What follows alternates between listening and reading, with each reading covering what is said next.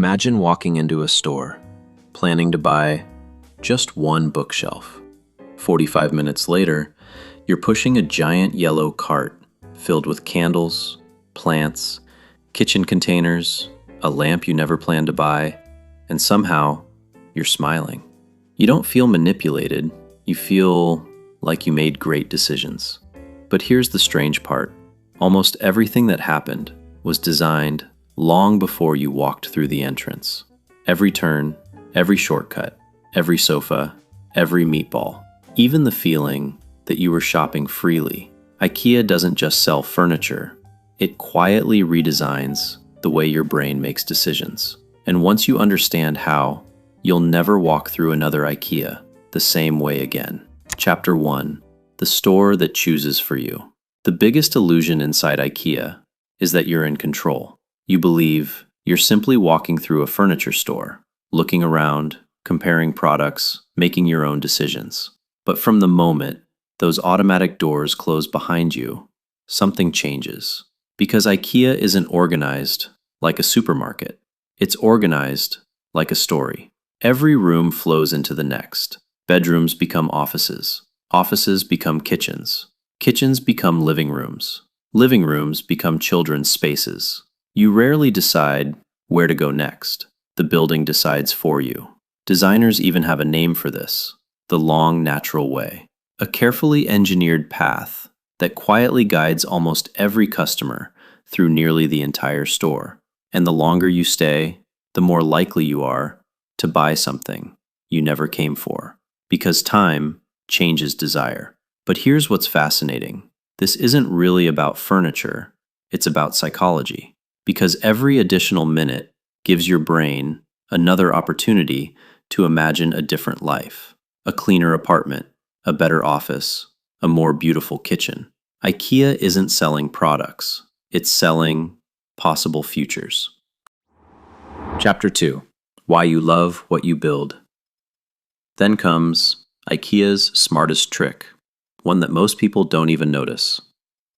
Imagine buying two identical tables.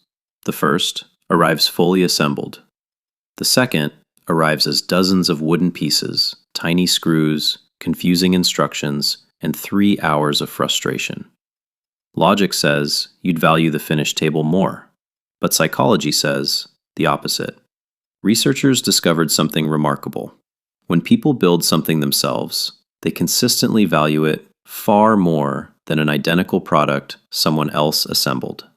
Today, psychologists call this the IKEA Effect. The effort becomes part of the product. Every screw you tighten, every mistake you fix, every frustrating hour quietly increases emotional ownership. By the time your bookshelf is finished, it isn't just furniture anymore. It becomes your achievement. IKEA saves millions by letting customers assemble their own furniture. But something even more interesting happens. Customers don't see it as extra work. They see it as extra value. That's the genius. IKEA found a way to reduce its own costs while making customers love the product even more. Most companies pay people to build their products. IKEA convinced customers to do it themselves and thank them for the opportunity. Chapter 3. The maze you never notice. But here's where IKEA becomes almost unsettling. Most people describe IKEA as a maze, but technically it isn't, because a maze is designed to confuse you. IKEA is designed to keep you moving. There is only one main direction, one carefully engineered journey. Every turn feels natural. Every room quietly invites you forward. And before you realize it, you've walked nearly a full kilometer without ever intending to. Think about that.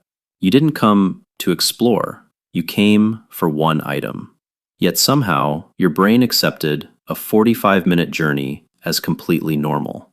That's because humans hate uncertainty. We like feeling that progress is being made. IKEA gives you exactly that feeling. Every room feels like the next logical step. Every corner promises something new. It's curiosity, carefully engineered. And then, just when your brain begins asking, should we leave? IKEA gives you a shortcut. Suddenly, you feel in control again, even though the shortcut was part of the design all along. The illusion of choice is often more powerful than choice itself.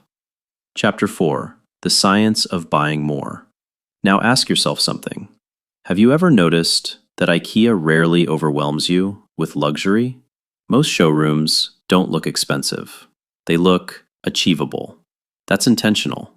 Instead of selling furniture, IKEA sells a version of your future. A small apartment somehow looks warm. A tiny kitchen suddenly feels elegant. A 30 square meter studio becomes a dream home. They aren't showing products, they're telling stories. Your story. Because your brain doesn't buy objects, it buys identities. Every chair says, you could become more organized. Every shelf whispers, your life could feel calmer. Every dining table quietly promises family dinners, conversations, memories. And then something almost invisible happens. The price tag appears, but not where your brain expected it. After you've imagined the life, after you've pictured the room, after you've emotionally moved in, suddenly $99 doesn't feel like buying furniture. It feels like buying the future you just imagined. That's why IKEA doesn't start with prices. It starts with possibilities. Chapter 5: The $2 meal that makes IKEA richer. But none of this is IKEA's smartest trick. Surprisingly, it's the food. Think about it. Why would one of the world's largest furniture companies spend billions building restaurants? Swedish meatballs, cinnamon rolls, ice cream, coffee. None of these are furniture. So why are they almost impossible to avoid? Because IKEA understands something about the human brain. Shopping is mentally exhausting. Every decision quietly drains your brain. Psychologists call this decision fatigue. After dozens of choices, your ability to make good decisions begins to collapse. That's exactly when most people want to leave. IKEA doesn't let that happen. Instead, it resets your brain. You sit down, you eat, your blood sugar rises, your energy returns. Suddenly, walking another hour doesn't seem so bad. But here's the genius. While you're eating, you're still inside IKEA. You're not leaving the system. You're taking a break inside the system. Every minute you stay increases the probability of another purchase. That's why the restaurant isn't at the exit. It's part of the journey. Even the famous $1 hot dog isn't really about profit. It's about keeping you comfortable long enough to spend hundreds somewhere else. IKEA doesn't sell food to make money. It sells food so you'll keep shopping. Chapter 6: IKEA was never selling furniture. Now, step back and look at the entire system. The maze slows you down. The showrooms make you imagine a better life. The path quietly removes your ability to compare alternatives. Building the furniture yourself makes you love it more. The restaurant gives your brain enough energy to keep buying. Individually, none of these ideas seem revolutionary. Together, they become one of the greatest retail systems ever designed. That's why millions of people around the world willingly spend hours inside IKEA, and they leave believing every purchase was entirely their own decision. But maybe the most remarkable part isn't that IKEA understands furniture. It's that IKEA understands people better than people understand themselves. Chapter 7: The world is full of invisible systems. IKEA isn't unique. It's just one of the easiest places to see it, because once you recognize a hidden system, you start seeing them everywhere. Walk into a supermarket and notice how essentials are never at the entrance.